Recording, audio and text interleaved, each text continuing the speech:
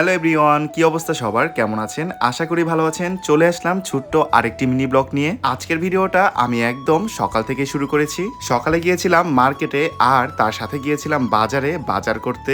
প্রথমে গিয়েছিলাম সাভার সিটি সেন্টারে আমার ফোনের জন্য কিছু জিনিসের দরকার ছিল, সেইটা কেনার জন্য। এইদিকে আমার কাজ শেষ করে এরপর মায়ের সাথে গিয়েছিলাম মাছের বাজারে মাছ কেনার জন্য।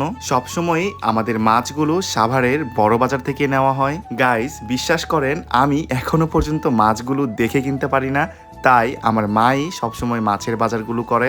একবারে এইভাবে মাছগুলো কিনলে আমাদের মোটামুটি অনেক দিনই চলে যায়। বাজার করে বাড়িতে এসে আমি লেগে পড়েছি বিশাল একটা কাজে। যেহেতু ফেসবুকে প্রতিদিনই ভিডিও আপলোড করতে হয়, তাই অনেকদিন ধরে ভাবছিলাম আমার একটা মাটির চুলা ভীষণ প্রয়োজন। এই যে চুলাটা বানানো হচ্ছে, আপনারা পরবর্তীতে এই চুলায় রান্নার অনেক ভিডিও দেখতে পাবেন।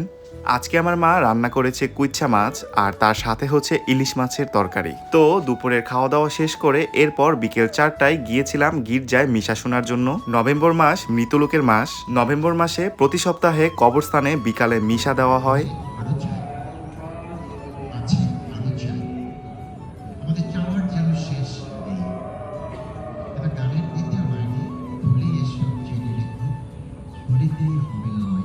সো গাইস, আজকের ব্লগটা কেমন হয়েছে অবশ্যই কমেন্টে জানাতে ভুলবেন না। তাহলে আজকের ব্লগটা এইখানেই শেষ করছি। সবাই ভালো থাকবেন, টাটা।